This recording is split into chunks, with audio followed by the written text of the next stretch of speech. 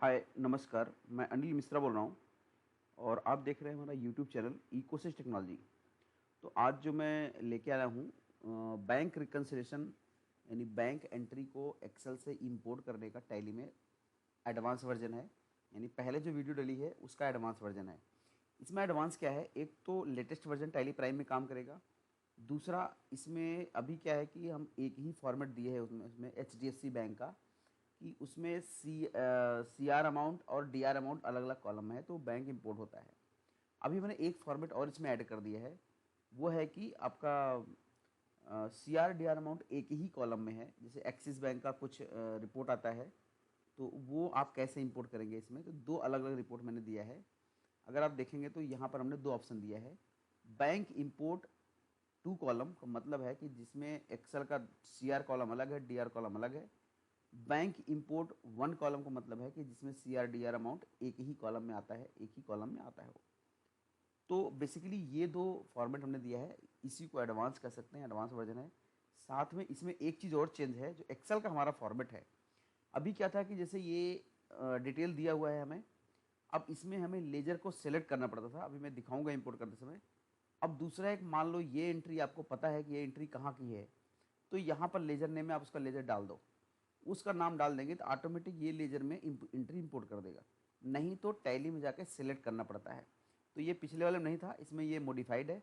यहाँ laser name 8 number, यहाँ 8 number column में लेजर नेम डालो तो यहाँ पर ये मॉडिफाई कर देगा। ये एंट्री सारी लेजर जो अगर देख के आप डाल देते हैं मॉडिफाई कर देगा।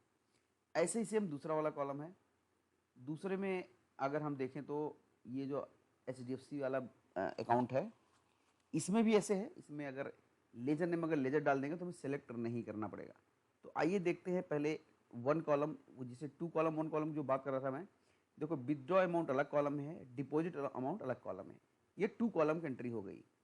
अब अगर मैं एक्सिस बैंक में चल के देखूँ तो इसमें क्या है कि सी आर डी आर एक ही कॉलम में है, विदड्रॉ और डिपॉजिट। यहाँ देखो सी आर डी आर एक कॉलम में लिखा है, लेकिन अमाउंट एक ही कॉलम में आएगा। इसमें सी आर इस डी आर दोनों अमाउंट रहेगा। तो इस ये भी इंपोर्ट कर सकते हैं। उसमें दो अलग अलग फॉर्मेट हैं। तो सबसे पहले हम एच वाला देखते हैं। तो जो भी टीसीपी फाइल है उसमें क्या है, टीसीपी फाइल को हम यहाँ लगा देंगे। लगाएं कैसे, कंट्रोल ऑल्ट टी प्रेस करेंगे, मैनेज लोकल टीडीएल, और यहाँ पर अपना फाइल लगा देंगे। हमने ऑलरेडी कोड से डायरेक्टली फाइल लगा रखी है, तो यहाँ पर आप देखेंगे ये डिटेल दिख रही है आपको, bank T x T file लगी हुई है। जैसे ये फाइल लगेगी वैसे यहाँ पर एक्सेल इंपोर्ट का ऑप्शन आ जाएगा। इस पर एंटर करेंगे तो आपको यहाँ पर टू कॉलम वाली एंट्री पहले इंपोर्ट करनी है। टू कॉलम में क्या है, कैसे पाथ कैसे सिलेक्ट करेंगे इसका, यहाँ पर जाएंगे एक्सेल में स्लैश और सेलेक्ट करेंगे H D F C saving format या जो भी आपका फाइल का नाम हो। Control A control C, copy हो गया हमारा पाथ। फिर यहाँ पे आएंगे, कंट्रोल वी करेंगे, एंटर करेंगे। किस बैंक में इंपोर्ट करना है, तो बेसिकली जो भी बैंक है आपका, बैंक का लेजर है, यहाँ सेलेक्ट कर लेंगे। हमारा एच में करना है, एंटर किया, एंटर एंटर,